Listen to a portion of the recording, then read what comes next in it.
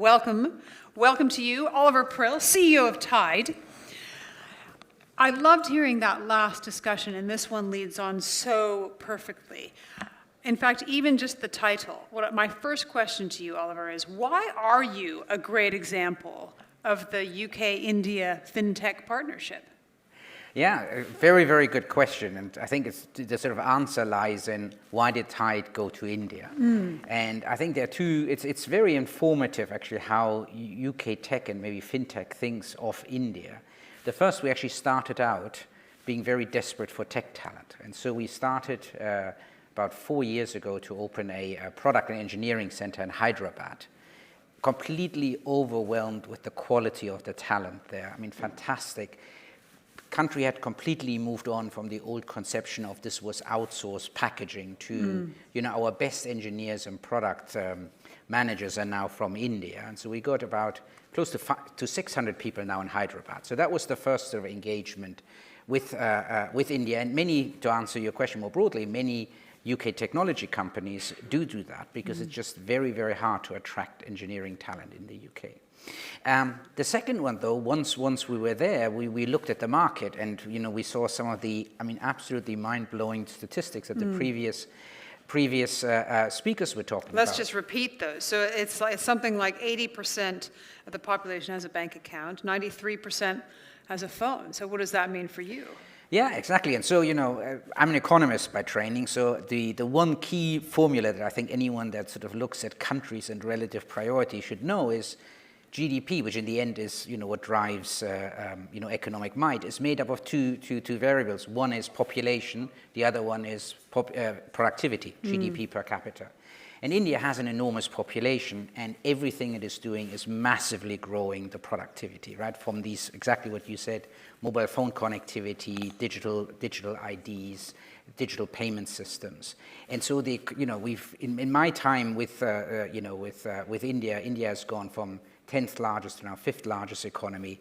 I personally think, we will see in not too distant future it going to 4th or maybe even 3rd largest. So we are very, very excited by that. And looking at SMEs, which is the sector we're in, India claims to have 64 million MSMEs. Just to put that into perspective, all of Europe has got 30 million. If you look at, though, that most countries have 8 to 10% of their population as SMEs, India probably has a hidden reserve of SMEs of 130 to 140 million. Just so not being counted at the moment because they might be in the informal economy, but moving in with UPI, with the India stack. So tell us what Tide does and how you're helping some of these businesses, these micro businesses, these small, medium-sized businesses to make their lives easier. Yeah, exactly. So we started off in the UK, and it's you say, right, we only serve small businesses. So basically think of it as businesses that don't have a finance function, and they are burdened by all this finance and admin. And so we just focus on that. We don't do any consumer, we just do small business, and we make all of their finance and admin work well together. And with that, we basically save people time and money so they can get back to what they love, which is, I have never met an entrepreneur other than maybe the odd accountant that actually enjoys doing their finance and admin, right? So we take care of that. So the restaurateur can actually run the restaurant, the plumber can do their plumbing and so on. And in the UK, we've been rather successful. So we're close to 10% market share. So almost 1 in 10 UK SMEs sort of do their finance and admin through Tide. And just to put that into perspective, then we took this proposition and we said, look, how can we actually apply that to India? So you've applied it, or you're starting to apply it to India. When did you start? Yeah, so we started in January. Okay, and where are you now in terms of customer acquisition? So it's quite mind-blowing, right? So we actually had to slow down. We already had almost 100,000 customers. Just to put in perspective, the close to 10% market share in the UK is 540,000 businesses. Right. So India is just absolutely, in terms of the numbers, overwhelming. Truly overwhelming. And we're benefiting from this enormous digital drive that you and the previous speaker have sort of outlined. So what I'd love to hear, I think it's fascinating because you started off, your software is all, the engineering is all located there, and then you saw huge opportunity for a market there. Now, I imagine the regulation is different between the UK and India. Is it? How does it apply to you as a fintech? What do you notice? So at a level, it's different, but at another level, it is different to the extent that you can deal with it, right? So we essentially need a PPI license, which is very similar to an EMI license in the UK. We initially partnered, and over time we hope to get our own Indian PPI license. So regulation really in India has not been much of a problem. There are a few things one needs to know about India, things like data localization and so on. But in our view, And that hasn't been tricky for you. Well, it hasn't been, because if you think it through, you just basically most of our members, we call our customers members, are local, right? So our Indian members are in India, our UK members are in the UK, and so the way we do it, we have one platform, one code base, but that effectively runs separately in London for the UK business, with the later staying in London, and for India it runs on AWS Mumbai, so Indian data stays in India.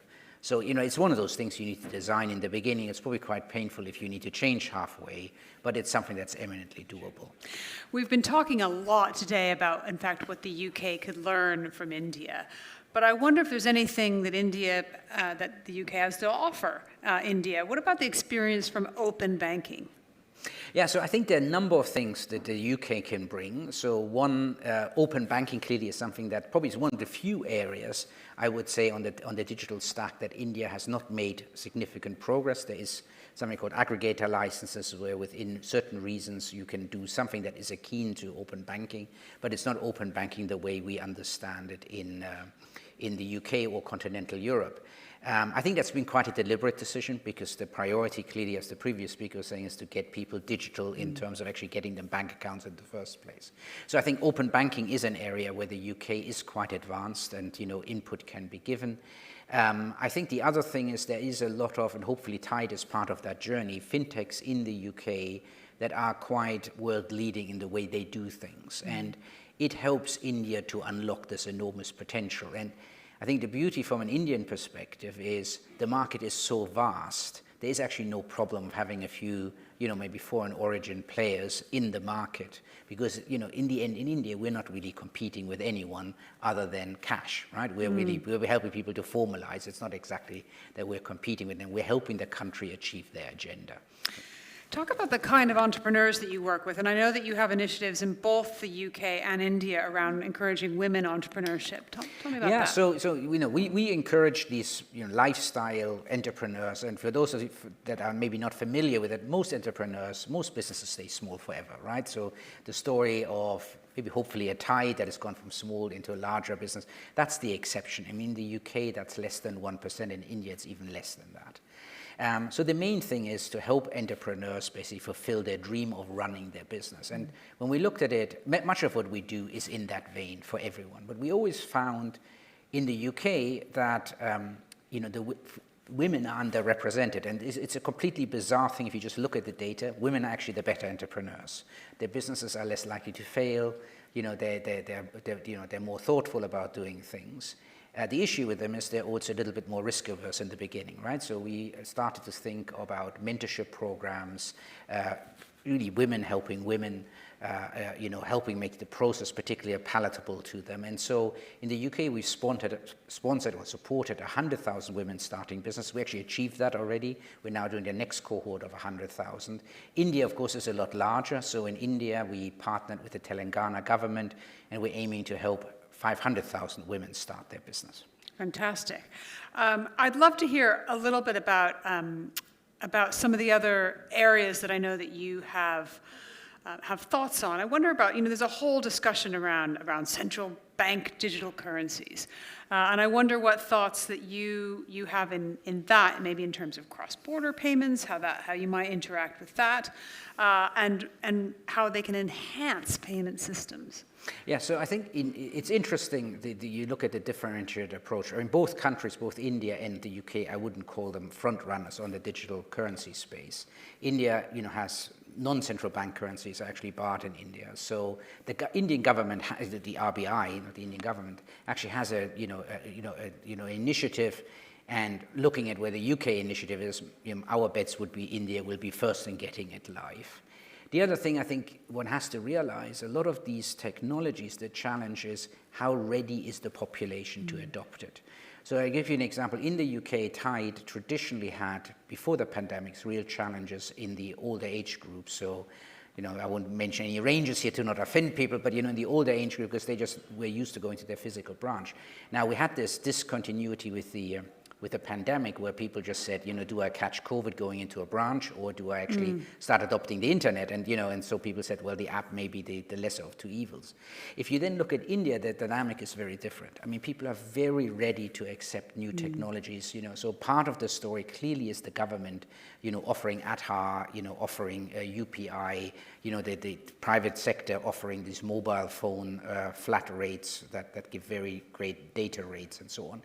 But the other side of it is the Indian population is very ready to adopt it. And, you can see a street trader just, they are on their phone, right, all the time, probably more digitally advanced than many players, many of their peers in the UK. So coming back to the digital currency, I think in the UK, even once the Bank of England gets ready to roll it out, and we're talking here a long time before that will happen, it will, I think, be a reasonable challenge to get the population to adopt it. India has the great advantage. The country really embraces change. So I'm pretty sure not only will it be faster to be delivered by the RBI, but also the adoption rates, I'm sure, will be a lot faster.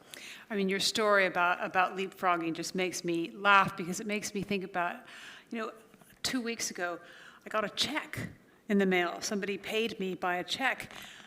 I had no idea how to deal with it. I don't have a bank branch anymore where I can go and digitize. It was too large to take a picture of it, because my bank does offer that. It took me a couple weeks to figure out what to do with that, whereas, as you say, in a place like India, wouldn't even consider that to be an issue. No, absolutely. And, the infrastructure is just fantastic. So part of it is, the adoption of technology and moving to it. The other one is that, so I still recall, just, a year ago, I was up in Shimla, up on the mountains, 3,000 meters high. You try anywhere in Europe to actually get a reception and a clean IP voice call. You're standing on the top of the mountains in Shimla, and you have a clear voice call over IP, and it's just enormous, that infrastructure, and that sort of enables this enormous adoption that we're seeing in India. Final question for you: what about cross-border payments between the UK and India, and how joined up are our governments in enabling that? So in the sector we are in, there's very little. We actually have an MSME exchange program, but that's more for cultural exchange. There's very little SME trade, and you would probably not expect massive SME trade. So, so there is very little in the business we're in. I mean, India has a lot of currency restrictions that make things a bit more complicated. I'm sure as the country continues on its very impressive growth path, at some stage these can be relaxed and fall away. But at the moment, that is a little bit of an area that is probably not working as well as it might be. However, for the sector we serve, it's not really, a challenge. Okay, out of time. Just give me a glimpse into the future. 5 years down the line, give me some numbers where you think your business is going to be, UK and India. So probably my investors on my board would strangle me if I give out, even though we're a private company. No, but I think, look, one of the interesting things is we had 100, so in the UK, as I said, we're 540,000 and still growing in the UK. In India, after half a year, we're over 100,000. I think we will see the time next year that we will have as many Indian business members, we call our customers members, as we have in the UK, and that's just an enormous, will be enormous achievement. It just shows the power that the India-UK relationship has. Interesting. Absolutely fascinating. Oliver Prill, CEO of Tide. Thanks for joining us.